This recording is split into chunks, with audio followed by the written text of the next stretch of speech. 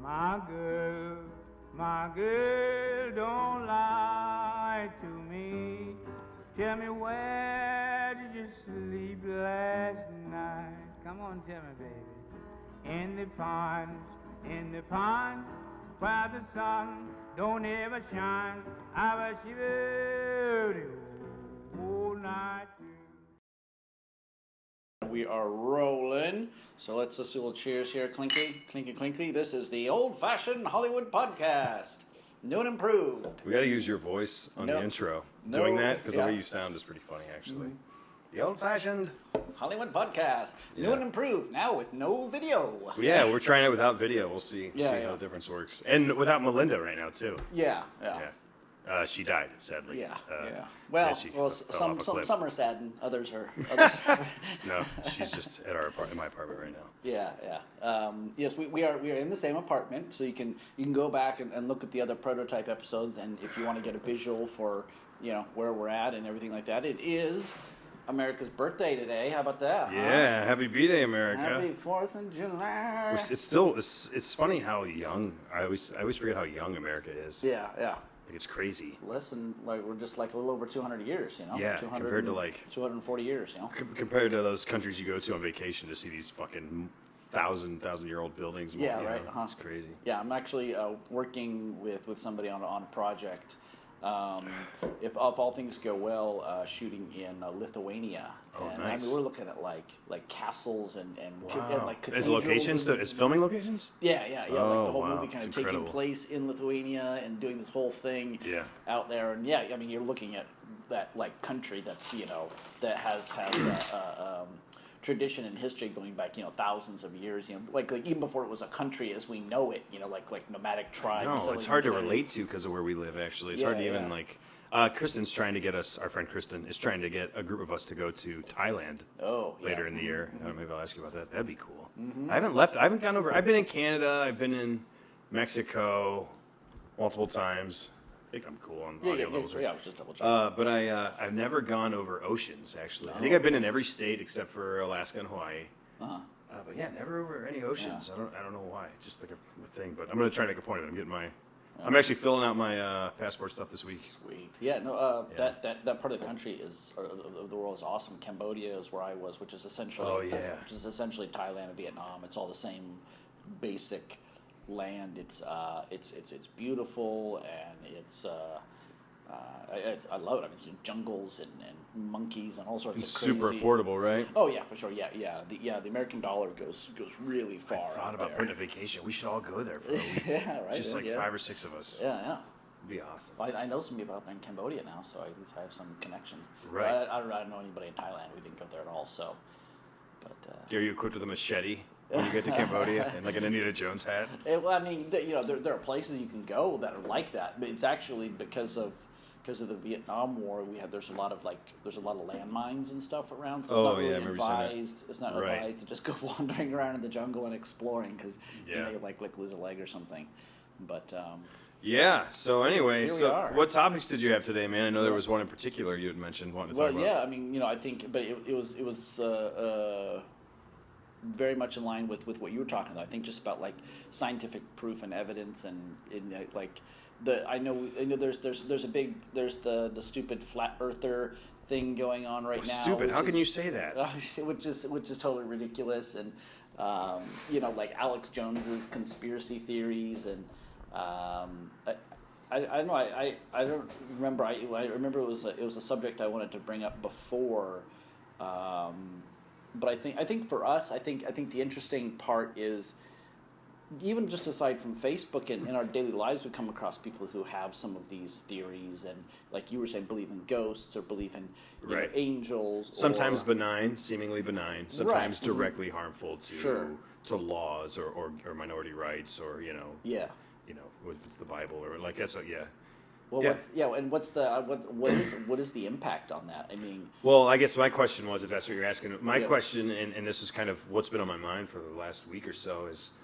If somebody believes in ghosts because they say they saw ghosts, and our good friend might think I'm talking about her because we just talked about this the other day, but I'm not because I've heard it a million times from other people. So it is not me being angry or mean. there's plenty of I would say scientific reasoning to doubt those claims. Right. No, you're not saying the person is lying. You're not saying the person is crazy even. Yeah. Like our brains fool us, our emotions fool us. Your brain can be in different states depending on how tired you are, how much food you've had, the moment, the lighting. There's so many different things can throw off your perception skills. But my question was, is it harmless if people believe in things that aren't true if they aren't directly harmful to the world, the way, say, believing in the Bible, believing that gay people should be killed? That's directly harmful to other people, so we speak against it. Is it harmless to believe in things that aren't directly harmful? Yeah, I mean it's tough. I mean one of the people that I really like to listen to is Matt Dillon. Old Hitler. I know you like to listen to old Hitler recordings, right? Yeah. Alex Jones. Even though I don't speak German, right? I just the cadence. Just got such a positive energy. Right. Is Matt Dillahunty, and he's one of these. He's Look him up. Atheist experience guys. Oh yeah. And so and one of his sayings that he likes to fall back on is, as I go through my life, I try to believe in as many true things and as few false things as possible. I do too, yeah. Right, and I think that should apply to humanity as a whole. But it's not important to some people. Straight up, no, but truth isn't important to a lot of people. But I think it even if you don't immediately see the impact, I think long term there is impact to that. I think so too. Because it contributes to, it's like, oh well, it's just a story I tell my kids, so that they can go to sleep. Right. But if you never help dissuade your kids from those fairy tales that you tell them, to say, oh yeah, like helping them like form critical thinking skills, so that when they're older, they realize, oh, that was just a fairy tale and it was pretend. It's okay to pretend. I mean, shoot. I mean, we're filmmakers. Our job is about telling stories and use fantasy worlds. to sometimes tell the truth in a way. Right. Yeah. But you never pretend you're telling the truth on the surface. You know? Yeah. And I think that's that's a distinction, because I think long term it leads to sloppy thinking. It leads to sloppy reasoning. I agree, 100%. And then that in turn, it's part of a. It's almost like to me, it's like our brains. When a real situation comes up, we have to judge and we have to get it right because it's dangerous. Whether it's climate change, our brains aren't equipped because they've gotten so lazy. Right.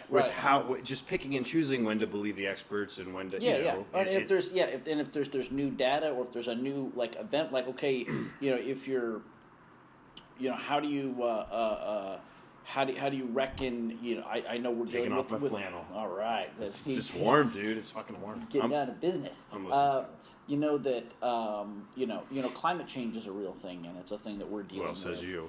Yeah, well, but I mean, kidding. and a lot of people are against climate change because it conflicts with a biblical worldview that there's this timeline laid out for humanity, and like that Christ is going to come again and save us, and so obviously the world is going to be habitable when that time comes. Do you think that's why they're really against it? I actually think a lot of the time, some people I'm sure are against it for that reason. I think too that as we all know, our media, everyone's divided right now. It's like left and right, hardcore camps, and some in the middle or in other weird little outward zones. But I think sometimes that the people who are against climate change, the large groups of them, aren't against them for religious reasons. It's because they trust their political and media leaders so much. Like if Bill O'Reilly's gone, but if Sean Hannity says it, they believe it if they're part of his base. You know what I mean? I think for sure there is an amount of like manipulation that happens where the people like Sean Hannity and the Republican establishment, they get like donations from the oil companies, right. and so they have a vested financial interest in Totally. not allowing climate change to become a reality in people's mindset, and so then they use things like religion in order to persuade their voters into going along with it. Well, when you have a major politician, I think it was a senator, I can't remember, the guy holding the snowball. Yeah, holding a snowball saying if this is here, then so much for climate change. Right, yeah. I don't know sometimes if these people in charge are these puppet masters trying to manipulate everybody. Sometimes I think they really don't know what the fuck they're talking about. Like, sometimes I think, like a Bill O'Reilly, and I'm picking on right-wingers. I do believe left-wingers bullshit people too. Right. Media leaders do. I'm still liberal. But I think if you it's like when, I guess we're kind of answering our own question about is it harmful to believe whatever you want? Because it's like when those guys were grilling, I think it was senators grilling the Facebook guy. What's his name off the top of my head? Zuckerberg? Yeah, and they asked him, so how do you make money off this if you're not? And he goes, well, of advertising. And they're like, well, how does that work? And I was like, you fuckers are like, you don't know how this works? Like, right, yeah, you live in our country, you make our laws and decisions, and you don't know how advertising works on Facebook. Like, because they're so far removed. They're so removed from, and so I guess that answers our own question. Is it harmful? Yeah, we live in a culture where people believe whatever the fuck they want to believe about anything. And, to be fair, I'm not saying if you believe in ghosts, you're a fucking idiot or you're, I don't mean that. I don't mean that. I just simply mean that, yeah, it's very important to teach. If it's too late for our generation, man, which it might be, we're young, I'm 30s, you're early 40s. I think you're just 41 or whatever. Like, if it's too late for us, then we gotta teach critical thinking, man. Yesterday, because it's just gonna, it's just insanity. I mean, it's just like to me, it's like all the dogs are supposed to pull the sled, and they're all running in different directions. Yeah, seems harmless when it's about one thing, but then you see it happen on something else, and you go, wait a minute. And you have a third of the dogs that don't even think we should be pulling the sled. Right. Sure. But let's address what people's fear might be when they hear saying this. So everybody has to believe everything.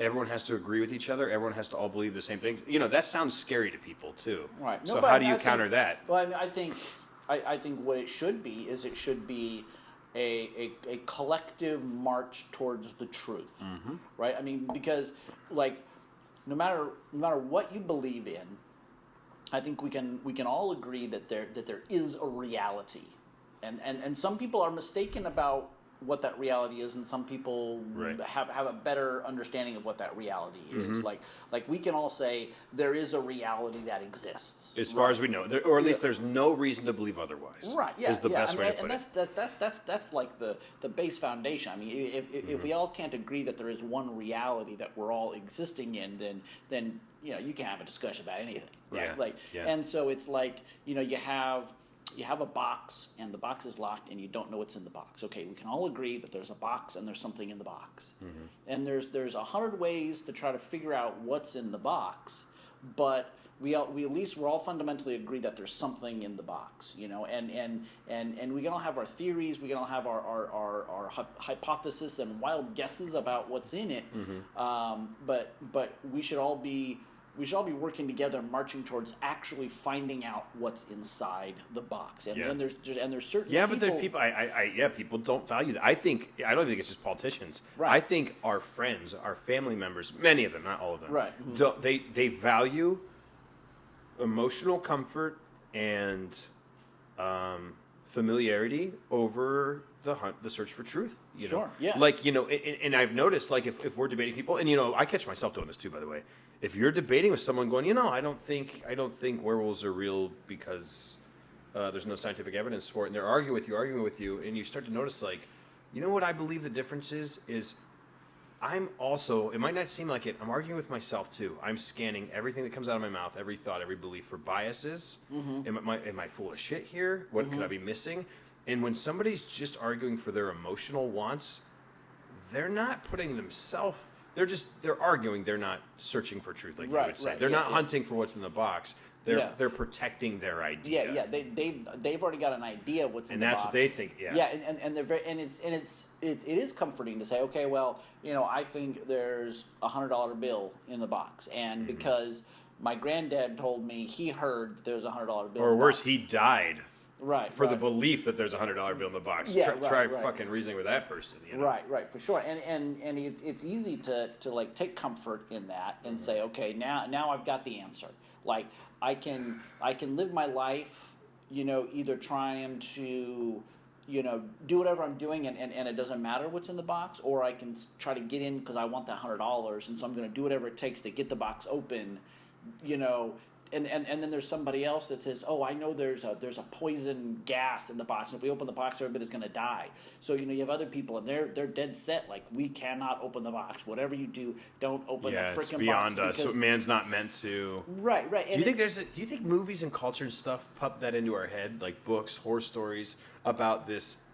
We're very anti-intellectual. Right. Scientists are snobs. The guy who doesn't believe in ghosts is being a jerk. He's picking on people. Like the person who says, like, I think what was that recent movie about 5 years ago with Matt McConaughey up in space, and it was all about like stop following the science, follow your heart or whatever. And I was like, what the fuck are you? Stop. Interstellar. Interstellar. Yeah. And that was the theme, and I was like, this is why we're this. Yeah, from a movie that the whole basis is they've used science and technology to get that far. You could have never got there just following your gut. You'd be in the cave still. Right. You know, we've demonized it so much. I mean, I understand human beings' fears of us abusing technology and information. Absolutely. Yeah. Well, but we abuse power without technology all the time. Yeah. Well, I mean,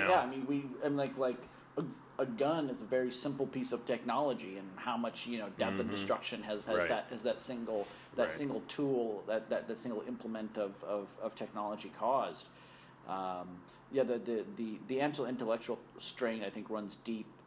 There's the liberal college professors filling your kids' heads with nonsense, like that kind of stuff is like on Fox all the time, and like, okay, yeah, maybe there are some professors out there who've got their crazy ideas about this and that, but the sort of intent, I think, really with that is to just demonize all of academia. Which is wrong. Which what we were saying a minute ago is, if instead of demonizing a liberal or a right winger, teach people to think critically, and they can study what the professor's saying, and the professor, if honest, will encourage them. Right. Pressure every word coming out of my mouth. Find out how it's true, why it's true. Right. Yeah, but that's not. I mean, and that's a thing, I think, with when you have stuff like the climate change. You have the oil companies that, like I said, have a financial interest, and so their goal is not going to be to find the truth. Like, no matter what the truth is, they don't have that altruistic like desire to find the truth. They have a fiduciary responsibility to their shareholders to make a profit, and if spreading misinformation about climate change helps them make a profit, that's what they're going to do. Absolutely. I mean, I see the truth bent in my line of work all the time just to make a profit, and we're not fucking that big. You know what I mean? And I always wonder, like, so the further I go up this ladder, is it the more bullshit I'm going to see? The more, the more, and I think that's just how it works. I mean, there's selfish interests. Yeah, I have a question that's unrelated to this, unless there's something you wanted to say.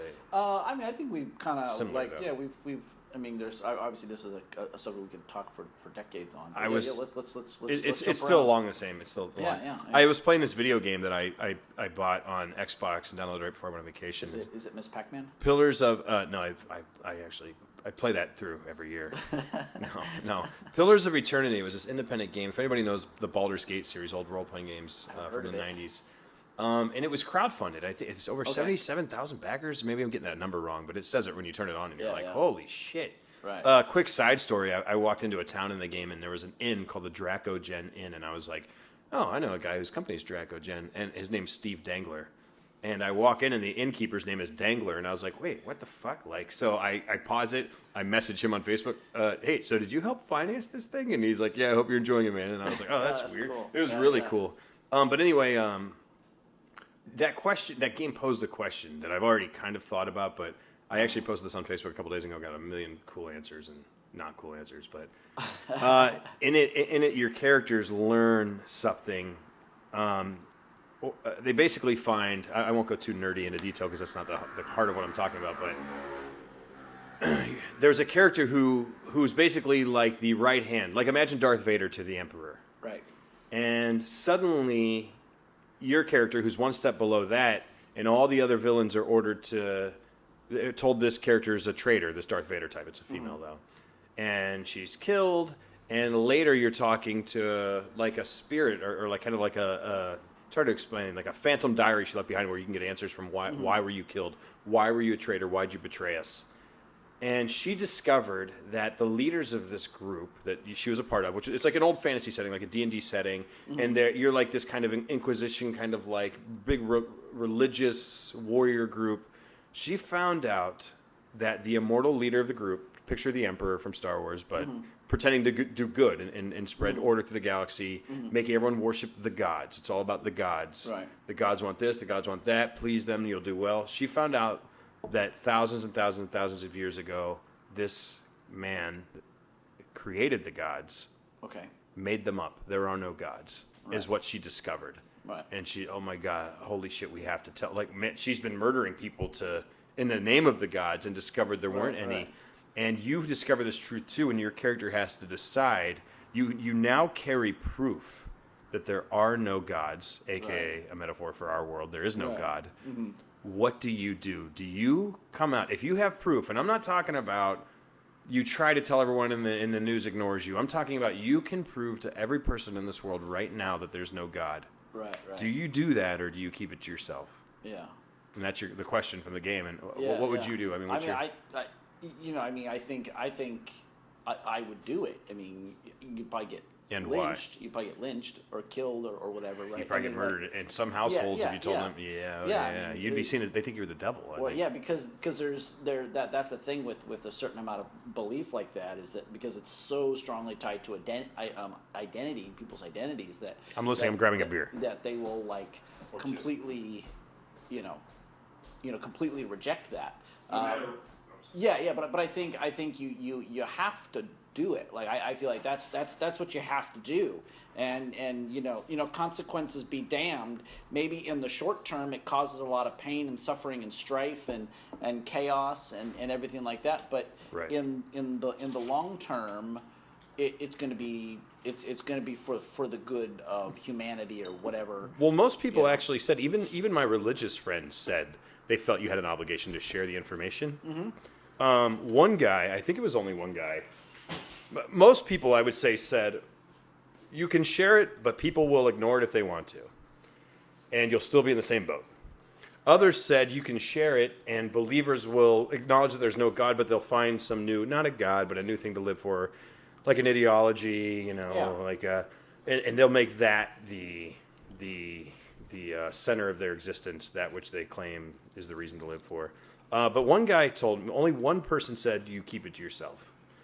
Mm-hmm. He said, and basically he thought, he imagined that if there was some way to see what it would do, would it harm, would mankind become better or worse? If you saw that mankind would become worse, then you keep it to yourself and you bury it.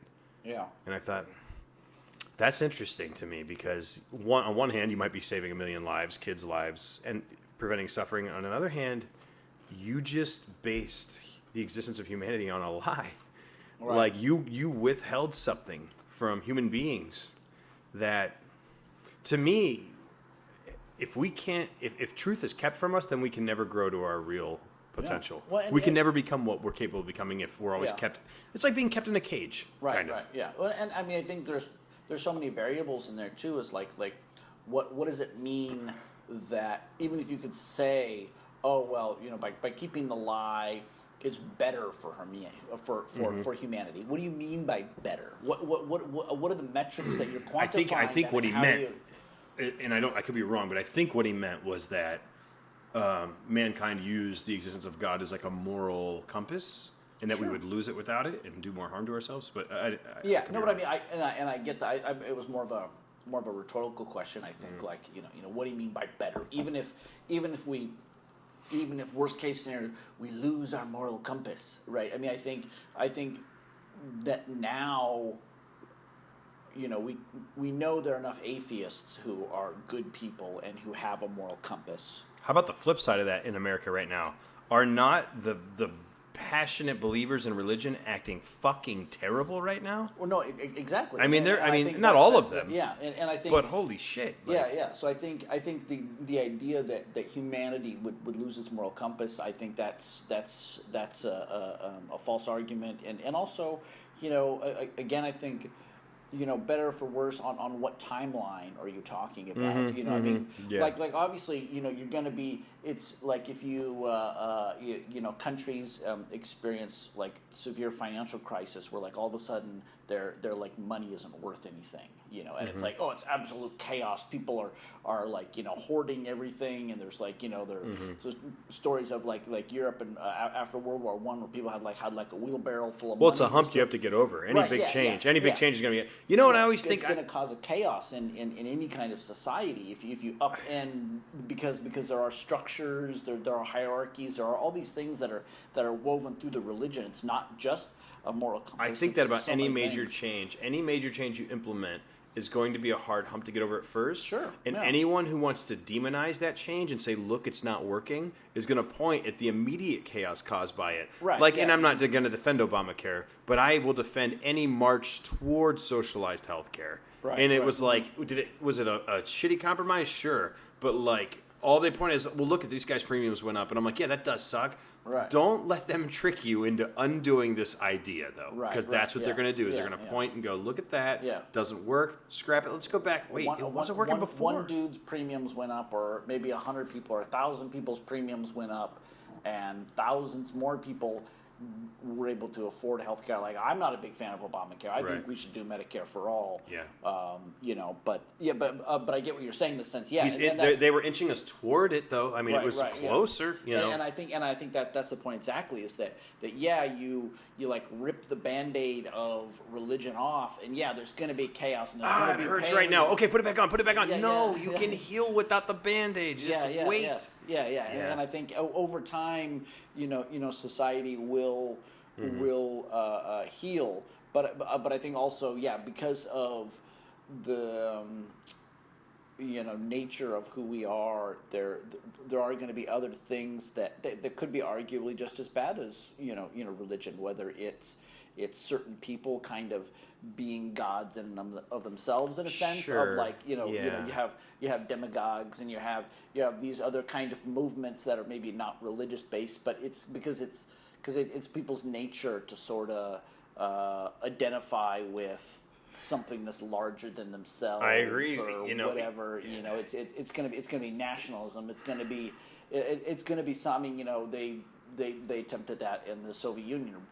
Remove religion, and the state is the new religion. I know I'm going to piss off people, but I don't mean to, and I don't mean to be a jerk. I used to be a bigger jerk about this than I am now. He's totally intending to piss people off. No, I'm not. I'm really not. But it's something I noticed when I went home. Yourselves in, people. I'm from Ohio, everybody. He's about to piss everybody off.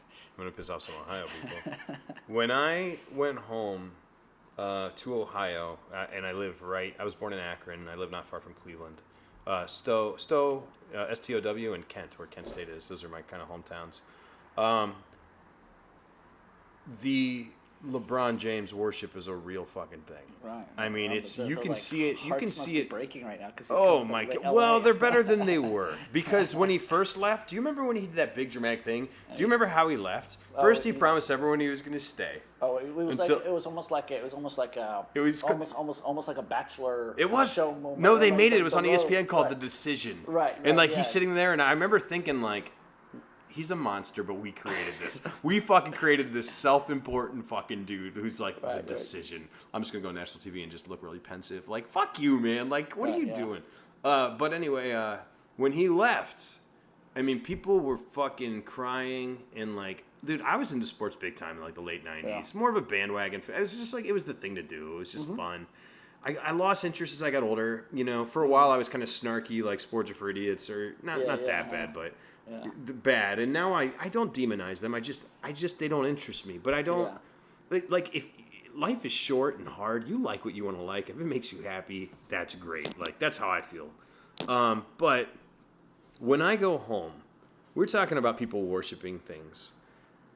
LeBron James could get a large portion of Stowe, Ohio to vote for him if he ran for president of the United States. Yeah. I mean, and here's the creepy thing is, like, if I'm sitting in a house with people and I'm visiting, And I hear the husband say, "Boy, that LeBron James man, they'll say something like this, God, he's, you don't hear about him with scandals, he's so good with kids, he's done so much for the community, da, da, da." It's like, oh, okay, you go fucking 2 houses over, and the wife or husband walks in, and they say, it sounds like a fucking script. They're saying the same things, like, wow. I think it's just isolated areas. When you talk about people filling their life with something, right? It's those small areas. In regards to sports, it's like Pittsburgh, Detroit, Cleveland, those old blue collar towns where they're kind of quiet. They. I think you or maybe my friend Justin used to say, like, in those towns, it's like the thing people live through because there isn't natural excitement anymore. To a lot of us, we're just working jobs and fucking bored. That shit. I think you're right. I think if you take away religion, like we have proven, we will find something we worship and are unreasonable about and love to a degree that is slightly creepy, with or without the supernatural being involved, I guess. Yeah, I mean, yeah.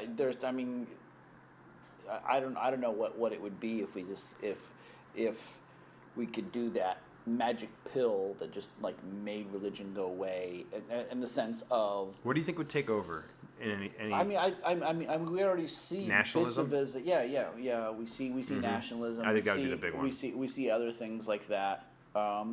Sports is more harmless, video games is more harmless. Yeah, I think one of the things that has made humanity successful is our ability for abstract thought and to like project ourselves into a larger purpose, into a larger meaning in life, and that's how we're able to like accomplish things. Oh, totally. Yeah. And you could put it into science and look at NASA and say, we've got this mission, we're going to go to the moon, and all that, and that's a something that we can look at in a more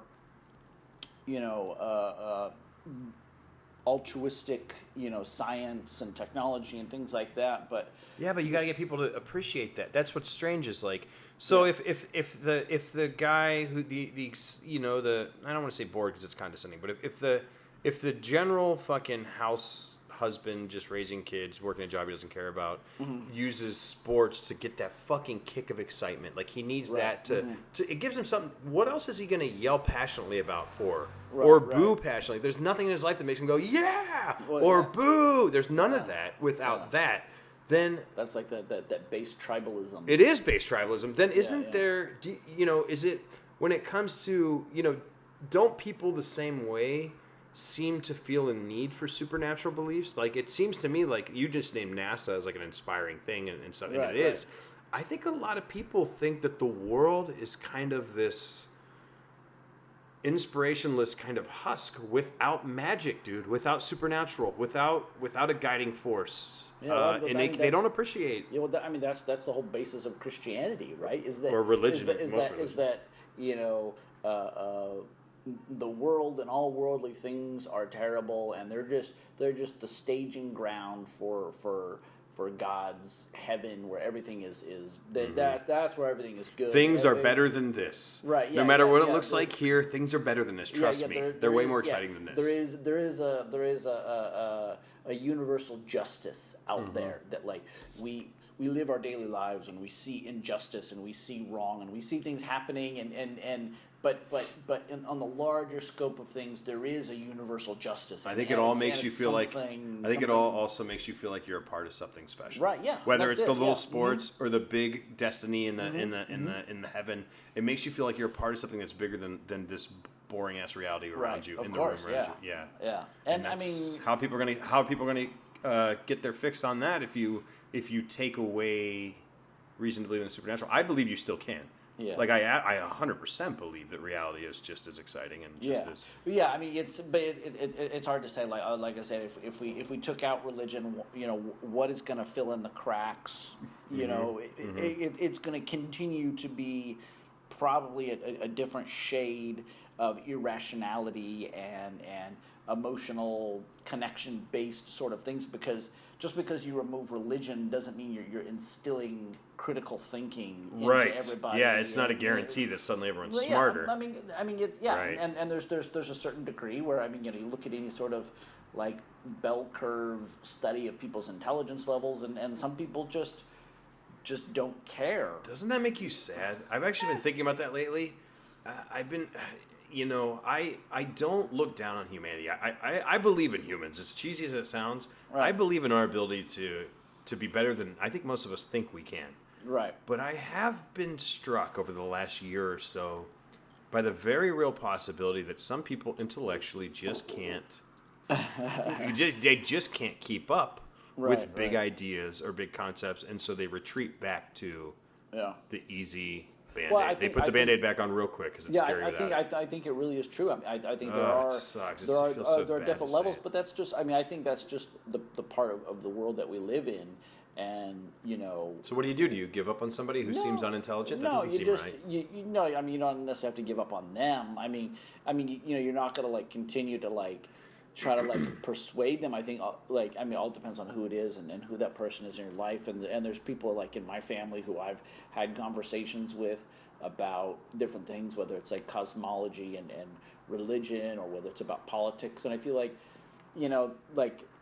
and it's not people in my family, like I'm saying, are like less intelligent or something like that, but They're definitely better looking. right. But just in the sense of like, people who are kind of set in their ways or think they're set Like in their immovable ways. objects. Right. But Who don't see the I've value in admitting you might be wrong sometimes. But I've been able to move. Yeah, same. So have I've been able to slightly move that needle, and sometimes they move me. Yeah, to think about exactly things right. I was differently, just going to say the same thing. I've had my mind changed too. Yeah, and I think that's a value of like critical thinking and of discussion and of trying to remove your intellectual beliefs from your emotional state as much as you can, and not be emotionally connected to whatever your belief is in, whether it's like science or religion or politics or something like that. But we can see how. Oh, sorry. Go ahead. But I'm saying, it's natural to have emotional connection to certain things. Mm-hmm.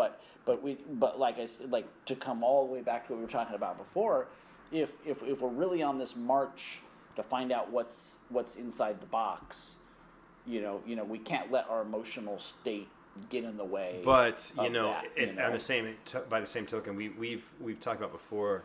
You can totally empathize with somebody who has a good, solid emotional reason for being stuck to an idea. Right. That woman who lost her 1-year-old might be hard. It might be hard to get her to go, yeah, I'm an atheist now. Right. Because right, she has to go, well, I'm not going to see her again, or I lost my parents. Like, sure. Yeah. Like yeah, I yeah. could, I was at 25. I was a hard sell on that regarding my dad. Right. Mm-hmm. I was like, oh, you're an atheist, like trying to convince me, fuck you, you jerk, and then slowly, right. I think every person has to have this moment. Right. I told you this, and I feel bad if I already told this on the podcast before. This quick story. I was like 18. I'm showering. I'm using my parents' bathroom for some reason. Maybe my brother's in the other one or whatever. And I'm in the shower, and it has like a glass door. You can see when somebody comes in, but it's blurry. You can't see who it is. I just see my stepdad come in, grab something out of the cabinet. And we've been arguing for fucking years. My brothers and our stepfather, and he just rides us, and we battle him. And we made his life hell, and he made our lives hell. And he always said, "You'll see when you're older. One day you'll understand. You'll understand the cliches." And I remember having that moment where I thought, oh yeah, I think we talked about this before already. Mm-hmm. But I had that moment where I said, what if he's right? Mm-hmm. Like, and I couldn't believe I'd never even fucking thought of it. It had never crossed my mind that I might be wrong. Right. And once you really think about that, if you value truth, that's the second part, you have to care. Mm-hmm. You can go, I might be wrong. It's easier. I'll keep doing this. Yeah. You have to value truth, and then I think that leads you toward going, wait a second. Once you start going, holy shit, maybe I'm wrong, I haven't been a critical thinker, and you open your eyes and you look at the whole world again, you're like, oh, God. Right. Like, it's a lot of fucking... you're just like, oh, man, I've been wrong about a lot. Mm-hmm. Like, holy shit. About police, minorities, other countries, fucking religion, science, political view. It's just like, if I'm going to be a critical thinker from here on out, mm-hmm. I've got to start from the ground up and challenge everything fairly and objectively, which I've never done before. Yeah. And dude, that's a whole lifestyle change. Right. We talk about, these dummies, they don't understand science. It's like, they got to overhaul everything, Mm-hmm. like... Yeah. And you're also you're dealing with people that are at different stages of their lives that haven't come to those certain epiphanies because they're young or because whatever their circumstance is. And I think that's why I think it's going to be a continuing struggle.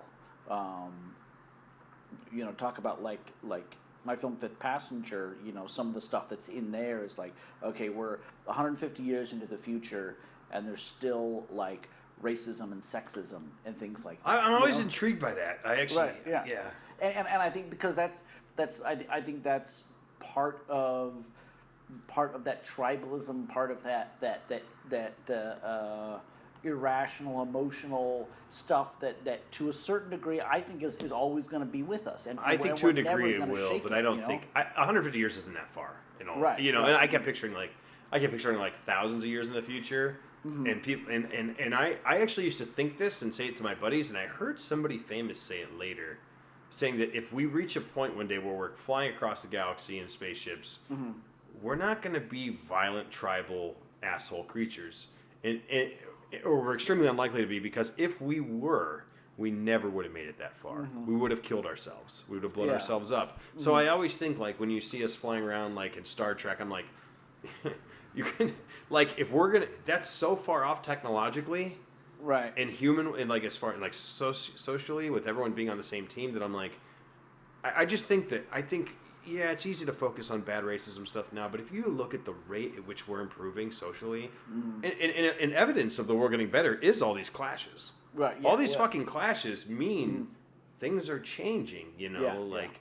I think I have a hard time imagining us flying around spaceships in 2,000 years and still getting in a fight over a girl in our bunker. Right. Like, I really feel like humans should have probably evolved past that. Yeah, I mean, hopefully, who knows? I mean, but I think it's a scary feeling if not, because then we're just perhaps spreading our own dangerous nature to other places. Well, yeah, I mean, each other place is probably going to have their own, mm-hmm. Tribalism and things like that are affecting. Perhaps, it's almost like, and I don't believe aliens have visited us or anything, but like, I imagine an enlightened alien species that went through all the shit we've gone through and made it, didn't exterminate themselves. They made it over the hump. They traveled to stars, making the universe better, and they look at Earthlings and they go, should we introduce ourselves? And they go, no, let's just see how this plays out, because they can go this way and they can destroy themselves and become this fucking vicious savage. They can lose to their nature, or they can like just wait till someone's ready before we invite them to the party. Right. Well, yeah, but we're not ready. I would say, and it's been said before. You look at like films like Independence Day and stuff like that. Mm-hmm. If we have that alien encounter, and it was an obvious alien encounter that really nothing else would bring humans together more than something like that. It's the Watchmen comic. Remember Watchmen? Yeah. It's the sort of thing where it's like, mm-hmm. okay, like that. Now all of a sudden we're all human, mm-hmm. and because we have that new enemy or that new thing to like. It just sucks that we have to wait for that. Yeah. Can't we just see it now? Some of us see it right now. But there's always going to be a struggle, and it's like, what's the struggle against? The struggle is against my fellow man. Even if humanity united against an alien attack, there's still going to be some little bully in a fucking alleyway stealing money from a homeless guy. Yeah. Like, it would never completely make mankind just united shoulder to shoulder, because humans don't work that way. Right. But yeah, it could unite leaders and be a start. Yeah, that's totally the Watchmen thing. Adrian Veidt, world's greatest athlete, the villain. Oh, yeah, right. Uh-huh. Yeah. He stages that alien attack, right, to unite everyone. Mm-hmm. Did you see the movie, like 10 years ago or so? The Watchmen movie? Yeah. They changed it a little. The only thing they changed was, instead of staging an alien attack to unite everybody, he framed Dr. Manhattan to make it look like he had done it. Oh, okay. Yeah, you don't give a shit about the man. Wait, you don't like superhero movies? Do you lump Watchmen in as like just a dumb superhero movie? I watched it, and obviously don't remember much. Dude, we should watch that again. Yeah. I'll vouch for that one. That one is based on so many brilliant ideas. It's not about fucking superheroes. It's about what the fuck is a superhero? It's like a character study of these weirdos and dressing up and fighting crime, and it's cool in that way. Yeah. Well, yeah, man. Yeah, movies, huh? Why don't you tell everybody about your film right now? Not to be shameless here, but Scotty's got a... This is our podcast. We can be shameless about whatever the hell we want, right? Well, it's my podcast, so I let you... Well, no, I'm just kidding. Okay, so yeah, Fifth Passenger. We are this weekend is our last stops on the theatrical run, Chicago and Pittsburgh, and then we're headed to your home. Not to my home, that's for sure. Yeah, home video, like straight to your face. We're coming to your face. Coming to your face. Not on it. Yeah. We're gentlemen. We are gentlemen. You're paying us to, yeah. July 10th, it's iTunes and Redbox and Amazon and Dish and Xbox and PS4 and Sling and all the VOD platforms, video on demand platforms. Now, question: if I want to pick this up at Blockbuster, will I be able to do that? Oh yeah, totally. Yeah, any Blockbuster that exists, we're there. Right? Yeah, that's kind of true. Yeah, right. You're at all of them. Yeah. But like Redbox, which is Blockbuster inside of an ATM machine, where we'll be in those. It's a sci-fi thriller with Star Trek alum Tim Russ, Marina Sirtis, Armin Shimmerman, Doug Jones, Manu Intiraymi. And if you don't know who Doug Jones is, if you've seen Pan's Labyrinth, he's the fucking fawn, the creature, and he's in the new one, Shape of Water. Shape of Water. He's the fish man in that. He's also Lieutenant Saru in Star Trek Discovery. The weird-looking, tall, skinny. That's the new show. Yeah, Kelpian. He's Abe Sapien in Hellboy. He was the He was the Silver Surfer in the. Don't tell them that. You want them to like. They want to see your movie. Don't come on. Don't. He's not in Fantastic. Don't worry about Fantastic. That's not him. That's not him. So yeah, I mean, he's been in everything. Fantastic Four. Stop. I'm not telling Doug to listen to this thing. He was a nice guy, though. Yeah, he's great. Yeah, definitely one of the greatest guys in the world. So it's a sci-fi thriller, and it's a film that I directed and co-wrote and produced with Morgan LeRae, who's also the lead actress, and so many other great people involved. Thomas Supernauts, our special effects makeup artist, supervisor, creature creator.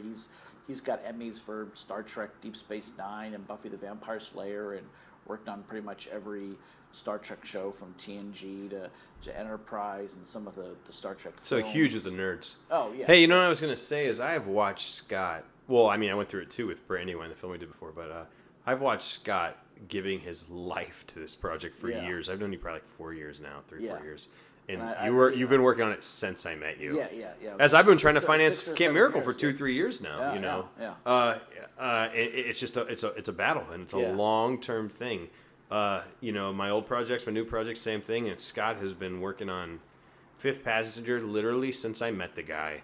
Yeah. From crowdfunding to I would go to they premiered one of our films at like the Stanley what's it called now? LA Comic-Con, but it used to be called Stanley started it. Yeah. And I'm there in our film showing, and there's Scott walking around with Morgan, his co-producer, in like these jumpsuits, these Star Trek like jumpsuits, and they're promoting their film. And were you promoting the crowdfunding at the time? Yeah. It has been his passion, his life, and I don't think it can never quite come across what people go through to chase their dreams at all.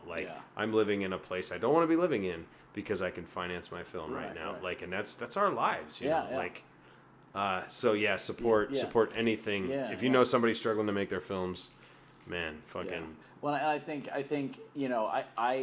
I've learned so much along this journey of making this film, and I think that's something that we can continue to explore here on this podcast. Is talk about different filmmaking aspects, talking about what we've done, what we didn't do. What we did right, what we did wrong. You have some awesome guests too, talking and telling their stories too. Not just like, oh, so and so is famous. So we'll have a cool fucking makeup guy. Just let them tell their fucking battle stories, dude. Yeah, and people, I think, as we get people listening, other people that are filmmakers or whatnot want to submit questions or topics to discuss as far as that goes. I think broad topics in general, but also filmmaking in general. Filmmaking more specifically rather. I'm cool with that. I think there's a place for it. Yeah, I know there's a lot of filmmaking podcasts out there. I've listened to a bunch of them. I don't know how many are actually from like directors that have like made films, and both of us gone have through made the struggle. Yeah. Dealt with dramatic actors. Yeah. I don't know. We can't really tell those stories, but we can tell the yeah. existence of those stories. Yeah. It's not going to be a commercial for Scott and Larry. It's nothing like that. But it is awesome. I think. Didn't we just say that's what we were going to do? Was make it a commercial for us? Yeah, it's just us. Yeah. So would you tell everybody there's no God first? I'd tell them about my new movie on DVD coming out in March. Then I'd be like, there's no God. Yeah. No, but I think that'd be awesome to actually talk about. That'd be really cool. We got some fucking fun guests. Yeah. And I think, you know, the state of filmmaking today is so crazy. It's that double-edged straight sword cray. of Scott would usually say it's straight cray. Of you know, the double-edged sword of like independent filmmaking, DIY filmmaking, where the technology has allowed anybody to make a film, but then again the technology has allowed just anybody to make a film. You know, so we're inundated, and that's something for us. Double-edged sword, big time. Yeah, and that's something for us as, you know, filmmakers dealing with like trying to get distribution and stuff like that, is that there's just a flood of films out there. You know what's interesting is it is true, as everyone has said for the last 10 or 15 years. Now everyone can make a film, but now there are less fucking places like. Yeah, sure, everyone can make a film, but how many animated feature films have you seen in a movie theater that were made by Pixar or Disney or fucking DreamWorks? Right. None. Yeah, look at the 80s, look at the 70s. You made an animated feature film, it did pretty okay. Yeah. Well, so things are changing for the better and the worse. Yeah, I mean, there has really become like a stratification where, you know, you go to like an AMC and Edwards or Regal Cinemas, and you're only going to see the same like 5 films at any of these ones, you know, nationwide. And then when they're done, you're going to see kind of in a way the same 5 films again, but actually different films. Oh, it's not Jurassic World, it's Avengers 9. Oh, sweet, okay, fuck, like, it's another cartoon with bad jokes. Yeah, sweet. and that's the thing though that I really enjoyed in these last few weeks traveling around the country with Fifth Passenger. I mean, you know, we've been in Brooklyn, Vancouver, Washington, L.A., Santa Rosa, California, getting ready to go to Chicago and Pittsburgh, and finding these little independent theaters around the country that are willing to show indie films and low budget films, and I think it's important to like support those films and support those filmmakers, but also support those theaters that are showing those films. Same way you support a mom and pop restaurant, man. I mean, it's hard to grasp what people are going through to chase something other than a traditional 9-to-5. It's really hard to grasp it in any other. You know, it's not just filmmakers or musicians or fucking restaurant owners. Like, dude, if you want to break out from the pack and not work 9-to-5 and make money a different way, you know, if you know somebody like that, I say support the fuck out of them if you can. For sure. And but I mean, that's you know, there are fewer and fewer places for independent films to be seen, even though more films are being made. Right. You know, there are more outlets. There are more like streaming services, and there's like YouTube and Vimeo and stuff like that. But I mean, for like an indie film to actually like try to make its money back, that's the rub right there. I mean, obviously we could just put our film on YouTube and let anybody watch it, but you know, we're not going to make a single dollar off of that. And even though our film was a small budget in compared to other similar like sci-fi type films, we still had a considerable amount of budget that we had investors come in, and we'd like to pay those investors back. So let me ask you a question. If we're not going too long, what are we at right now? I mean, we're at we're not even an hour. We're less, a little bit under an hour. I think, I haven't been investor hunting much since actually the last time we did a podcast, because I had a job change and everything, but it was all part of it. I knew I could put my own money in beside, and I got small investors, but I haven't gotten the big fish yet. And now I've partnered with somebody who's kind of more specializes in that, and she's doing it. But what would you say, knowing what you know now?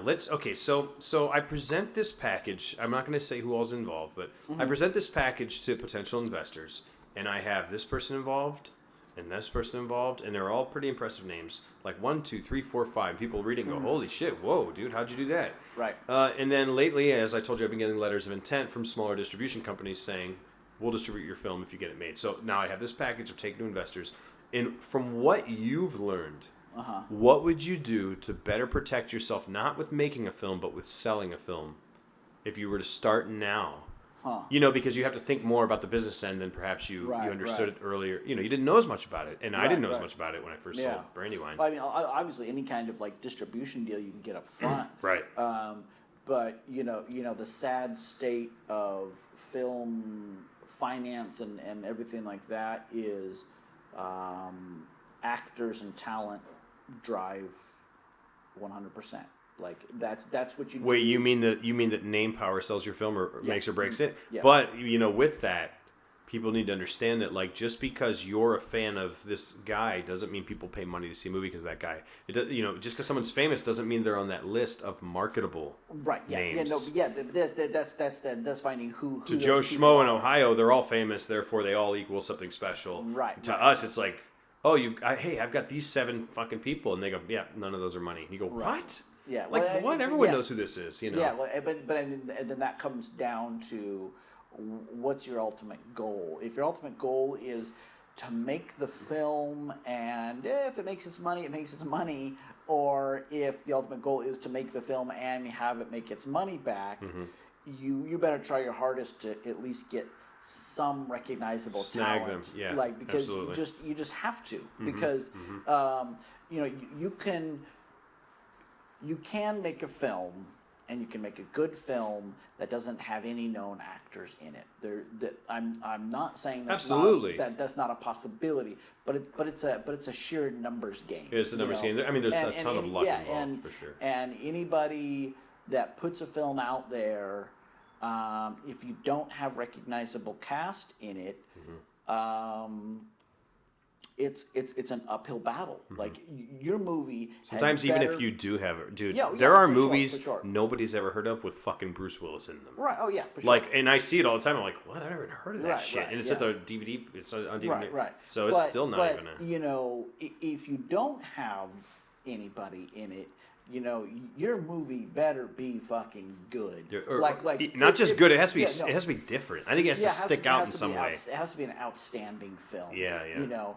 And that can't just be your girlfriend reads the script and really loves it. Like this. I mean, like it has to like legitimately be something phenomenal, or it's not gonna punch through the noise of what's out there because there's so much noise. There's so many. That's the way I see it now. You know. Before I was just telling you before, like of all the things I've written, I feel like I only have 2 scripts that I'm like this would work. Of all the fucking things, 2. Because now I see it as it's not just making something that some people are going to like, it's punching through that noise. Right. I'm like, how the fuck do you get through this fucking ocean? Right. And so people go, oh, this is different, you know, or this works. And it's, dude, you're right. I mean, there's no way to know that as a first-time filmmaker, though, I don't think. Yeah, I mean, and I think, you know, you as a filmmaker, you have to make the film that you can make, and that may sound like a tautology. But it's true. But it's not. It's like, okay, what do I have access to? What do I know? You know, where am I? Like what sets do I have available to me? You still have to protect the potency of the. You still have to protect the. You have to be careful of those compromises. Right. Because you might be making something nobody wants to watch because all you used were the things you had. Right. Well, I mean, but that's it's a like careful thing. Yeah, I mean, you know, obviously you have to make something good, and it has to have some sort of like wider audience appeal in that sense of like, okay, this is something that is like palatable to somebody. I mean, you can't. I mean, it's not masturbation. You're not doing it just for yourself, but there is an element of that of like. I made Fifth Passenger because that's the kind of film I like to see. Well, that's how I think that's how every filmmaker should be. Yeah. I mean, like I'm you know, whenever like I get really excited whenever I see there's a new science fiction film come out, and I watch the trailer, and then there's always a part of me that's kind of let down. Like, that's not the movie I kind of want. I know, to see, same. You know? That's how I am all the time too. Yeah, and that's what I did with like Fifth Passenger was like I. Like what's the film that I've always been wanting to see when a new sci-fi trailer comes out, and it's like this is the one I wanted to see. I wanted to see like people stuck in a spaceship like fighting with each other, and there's an alien creature. Like that's what I wanted to see. How about that when there's a cliche in a movie and you know they're always going to do it, and you're watching the movie and you're going, please don't do that, please don't do that, please don't let that be the reveal. Don't let that be the reveal. And at the end they do it. You go, you motherfucker! Like everyone knows that the ventriloquist dummy was just in his head. We're like, please no, please no, please no. You know what I mean? I'm just talking about brain, but like, and you're just like, you know what? I'm gonna make something that goes where all the movies go right. I'm gonna go left, and that's how I've always been like, no, what happens when this happens? Like, when like it's always, hey, everyone believe in yourself and the team wins. What if they all believe in themselves and the team loses? Like, how do you explain? Like to me, it's always that. I'm so tired of the same shit. What if you went this way? Yeah, and you have to do that as a filmmaker, but you also have to, like, if you're talking about like indie filmmaking, if you're talking about low budget stuff, it is about what you have access to. It's about what can I do? It's like if you're going out there and you're like, okay, I'm gonna raise $5 million for the script I have.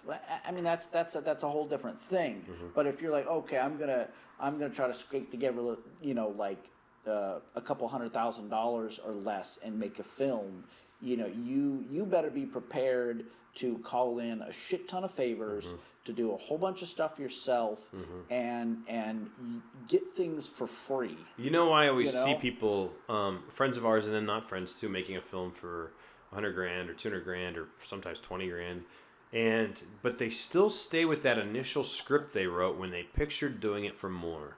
Yeah. And I'm always like, if you're gonna make a film for $50,000, you can do that. But why are you still trying to make this film? I know that's your love, that's your baby, but maybe you're not gonna do yourself or the script justice. Go write something else. Like write something else that works within these confines. Right. Yeah. Prove yourself, then go make your other one. Right. Well, I mean, Fifth Passenger at one point before we went to crowdfunding, we had a producer come on board who said, "Oh, I can help you make this movie, and I can get you, $1 million to $1.3 million to make this we've all heard stories like that. I've heard. I've been promised the fucking moon a million times. Right. And he's like, well, first thing you guys need to do is like, give your script another rewrite. Here are some notes, and he gave us really good notes, and he helped us rewrite the script. But then he also said, well, like I had some concerns about some things that we were putting in it, and I said, this is, some of this stuff that we're talking about doing is like bigger budget stuff. He said, well, don't worry, I think I can get you like $1 million, $1.2 million. So just write the film that you want to make, and we'll worry about all that budget stuff later. It sounds so slick and great. Right. But I mean, so we did those rewrites, and we let those things go through and embellish some stuff, and had scenes where like the freaking gravity goes out and people are floating because there's no gravity anymore. And then you're like, we can't do that now. And then we go to then we end up deciding that okay, this guy didn't work out, and so we ended up going to crowdfunding, and we're making the film for 20% of that budget that he was talking about. And it's like, okay, well, that whole anti-gravity scene, we're just going to cut that thing And right I think out, it's okay to cut out an anti-gravity scene. It's okay to cut out a scene that would require money, but I always fear doing that because I'm always like, was there an impact here that was needed in this film, and how do I replace that with something else? Right. It could be an emotional interaction, but how do I keep that kind of like beat? That hill on the roller coaster was a pretty nice hill to have on the roller coaster. Right. I don't want to just cut it out. What do I put there now? Right, yeah. And it's, it's a combination of doing that, replacing things with other things. It's like,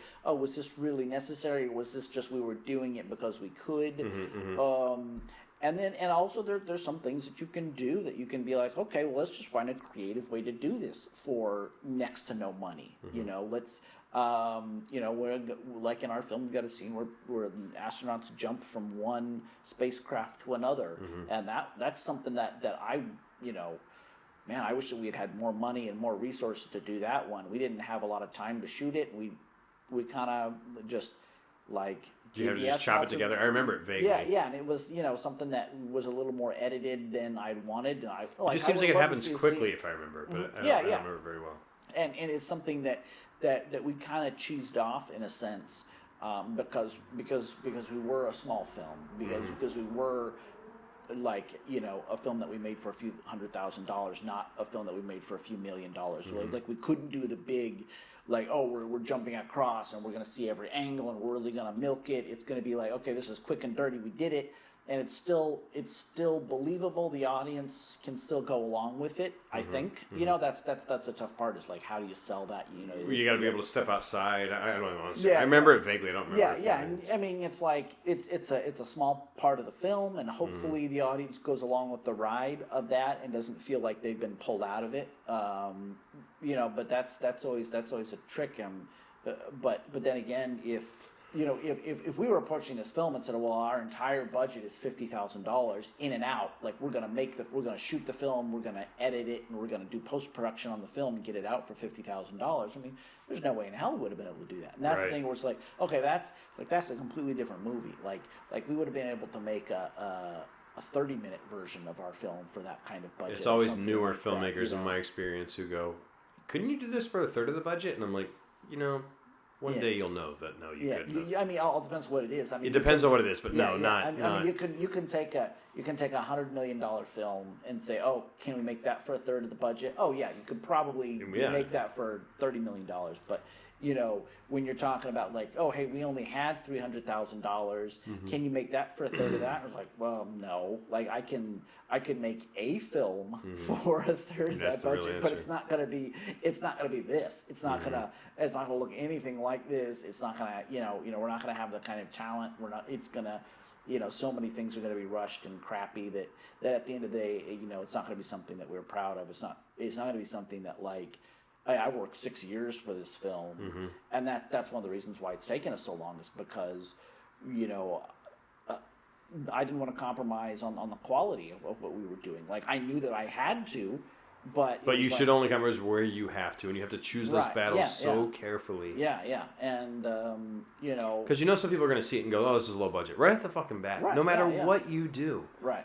Because it's low budget. I had a guy tell me, I saw this movie the other day at the theater. It was low budget, but it was good. Right. It was low budget, but it was good. And I was man, I can't make anything for under $1 million because these people are going to say that no matter what. Because they're so used to millions of dollars being in front of their eyes. I was thinking of something, actually an interesting aspect of it today, that, like our goal was to take a few $100,000 and make a film that looked like it was made for $1 million or $2 million, right? But I have a feeling that some people are going to watch this film and think we spent $5 million and ended up with something that only looked $1 or $2 billion, like the opposite direction. Like man, these filmmakers sucked. They had several $1 million. And what a cool set! They just used it like that. Yeah. It's like not knowing that it was really the other way around. That we had so little resources and we were able to make something that looked pretty good. Well, it's going well, man. You got fucking distribution. You've been traveling around. I've been watching you. Yeah, I'm excited for it to send your baby off to school finally. Yeah, I'm excited for it to hit the wide audiences and stuff like that. And so if you're listening to this, you can go to fifthpassenger.com, 5thpassenger.com, and there's all the links to the trailer. Send all your hate mail, death threats there, please. Yeah. Info at fifthpassenger.com. But yeah, so by time you hear this podcast, we'll probably be dead. I think we'll be dead. Yeah, we'll be out in the world, and you can take a look at it, and feedback is welcome.